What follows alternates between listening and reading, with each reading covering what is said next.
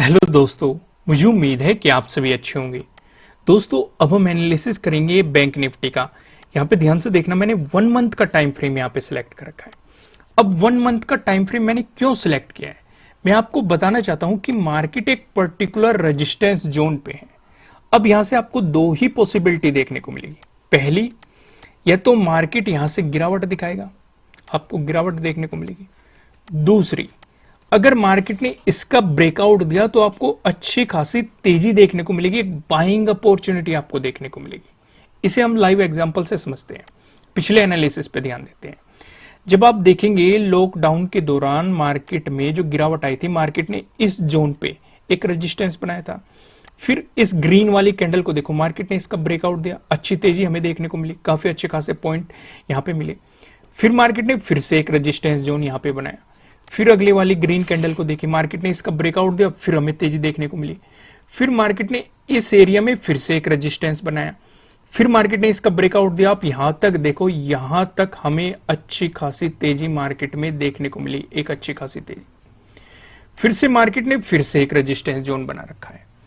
तो अब अगर हम इस पैटर्न को फॉलो करें, रेजिस्टेंस ब्रेकआउट, रेजिस्टेंस ब्रेकआउट, फिर से मार्केट ने रेजिस्टेंस बनाया, फिर से ब्रेकआउट, अब फिर से रेजिस्टेंस बन रहा है, और अगर इसका भी ब्रेकआउट मिला तो डेफिनेटली जो मार्केट ने हाई बनाया है वो तो अचीव आपको करने को मिलेगा, साथ में नया हाई भी मार्केट में देखने को मिल सकता है। इस चीज को आपको यहां पे समझना है। लेकिन अब इसका मतलब ये नहीं कि हमें ब्रेकआउट कल ही मिल जाएगा या आने वाले कुछ दिनों में मिल जाएगा, कुछ कहा नहीं जा सकता, क्योंकि मार्केट एक पर्टिकुलर रेजिस्टेंस जोन पे खड़ा है। ये बात हम क्यों कर रहे हैं, ये हम पिछले एनालिसिस के बेसिस पे कर रहे हैं। यहां पे मार्केट ने ये फॉलो किया, यहां पे ये फॉलो किया, यहां पे ये फॉलो किया, पीछे भी कई जगह फॉलो किया है। अब जरूरी ये नहीं होता कि यहां पे रेजिस्टेंस मिलेगा तो ब्रेकआउट ही मिलेगा, गिरावट भी मिलती है। एग्जाम्पल देखो आप, एग्जाम्पल अगर आप 15 में जाओगे, यहां पे हमें रेजिस्टेंस देखने को मिला, गिरावट मिली। फिर से यहां पे हमें रेजिस्टेंस देखने को मिला, गिरावट मिली। फिर से हमें यहां पे रेजिस्टेंस देखने को मिला, गिरावट मिली। आप इसे दूसरे तरीके से भी कह सकते हैं, यहां पे सपोर्ट देखने को मिला, ब्रेक डाउन दिया, फिर से सपोर्ट देखने को मिला, फिर से ब्रेक डाउन दिया, फिर से सपोर्ट देखने को मिला, फिर से ब्रेक डाउन दिया। आप इसे ऐसे भी देख सकते हैं। तो समझ गए, ऐसा जरूरी नहीं है कि रेजिस्टेंस मिल रहा है तो ब्रेकआउट ही आपको मिलेगा।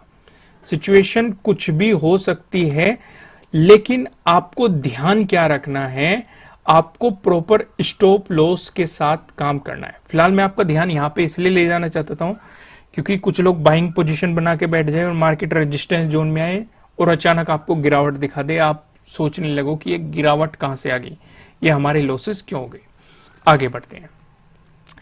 अब हम एनालिसिस कर लेते हैं, आज का देख लेते हैं कि आज 5th को मार्केट ने किस तरीके से परफॉर्म किया। फिर देखेंगे हम कि कल की हमारी क्या स्ट्रेटेजी होगी। जैसे कि मैंने आपको बताया था कि मार्केट ने 4th को इस एरिया में रेजिस्टेंस की तरह एक्ट किया है और 2 बार किया है। तो सेम आज 5th को भी मार्केट ने यहां पे रेजिस्टेंस की तरह एक्ट किया और गिरावट मार्केट ने यहां पे दिखाई। अब मार्केट ने सपोर्ट कहां पे लिया, इसे ध्यान से समझो। 38,200 पे मार्केट सपोर्ट लेता हुआ दिखाई दिया। ये लेवल आपके साथ डिस्कस किया गया था। अब ये लेवल क्यों डिस्कस किया गया था, क्योंकि 4th को भी एक इंपॉर्टेंट सपोर्ट जोन रहा था। मार्केट ने इसका ब्रेकडाउन देने की कोशिश की थी, लेकिन प्राइस नीचे सस्टेन नहीं कर पाया। मार्केट ने कई बार ब्रेकडाउन भी दिया और यहां से हमें एक पॉजिटिव मोमेंटम ही मार्केट में देखने को मिला था। सेम वही सिचुएशन हमें आज भी देखने को मिली। इसी जोन पे मार्केट ने फिर से सपोर्ट लिया, आपको फिर से एक ऊपर की तरफ मोमेंटम दिखाया।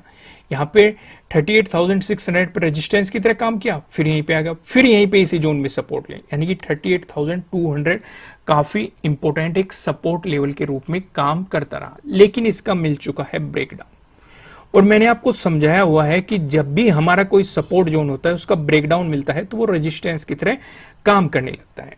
तो अब ये हमारे लिए 38,200 सपोर्ट न रह के हमारे लिए बन चुका है नया रेजिस्टेंस।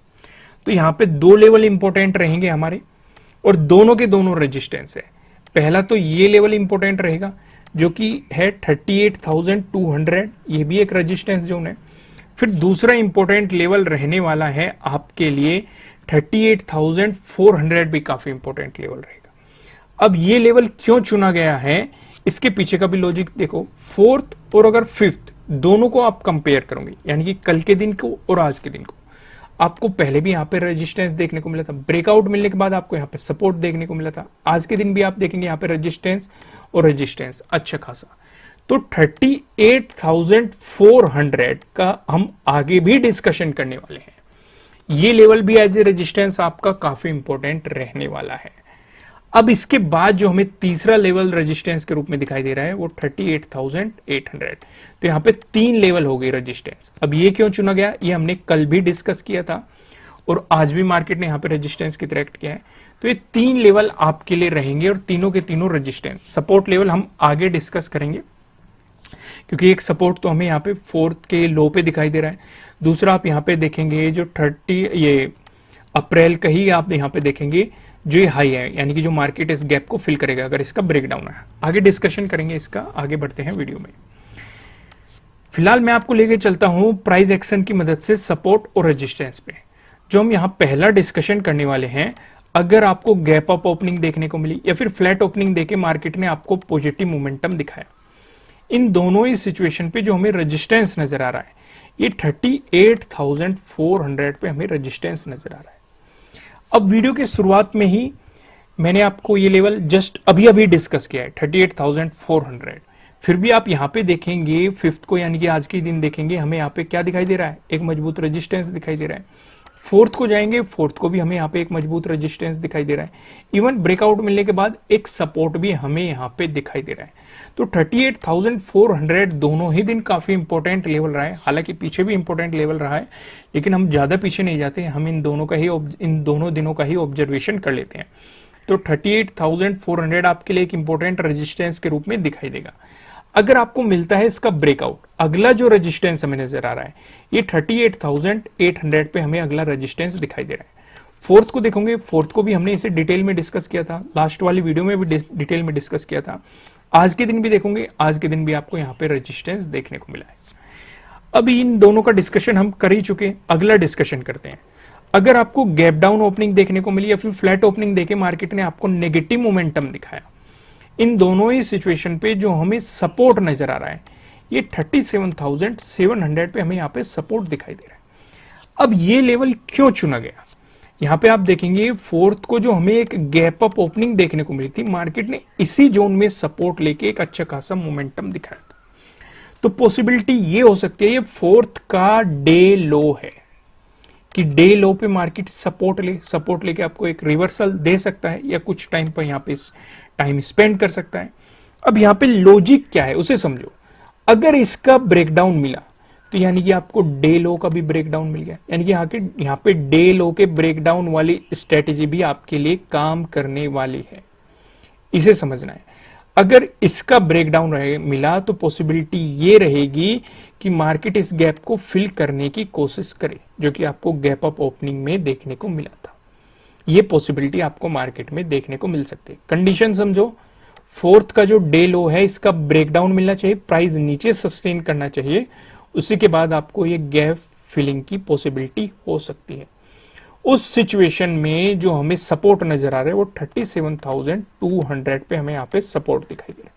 क्योंकि यहाँ पे अप्रैल की शुरुआत में ही देखेंगे आप, यहाँ पे जो मार्केट में एक तेजी के साथ मोमेंटम आया था, मार्केट ने इसी जोन में रेजिस्टेंस की तरह एक्ट किया था।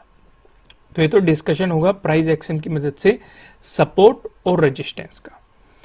अब यहाँ पे आपको एक चीज और, चलो उसे बाद में डिस्कस करेंगे, फिलहाल हम नो ट्रेडिंग जोन पे चलते हैं। यहाँ पे आपको 2 रेड लाइन दिखाई दे रही है। ऊपरले वाली लाइन की बात करेंगे 38,153 की है, निचले वाली लाइन की बात करेंगे ये 37,937 की है, जो कि आप देखेंगे 5th का यानी कि आज का लो भी है। अगर इसका ब्रेकडाउन मिला, प्राइस नीचे सस्टेन करा, तो यहाँ पे डे लो जो 5th का डे लो है इसका भी आपको ब्रेकडाउन मिल रहा है, तो यहाँ पे वो स्ट्रेटेजी भी काम करेगी। फिर सपोर्ट कहां पे मैंने बताया, जो 4th का डे लो है इस जोन में आपको सपोर्ट देखने को मिल सकता है।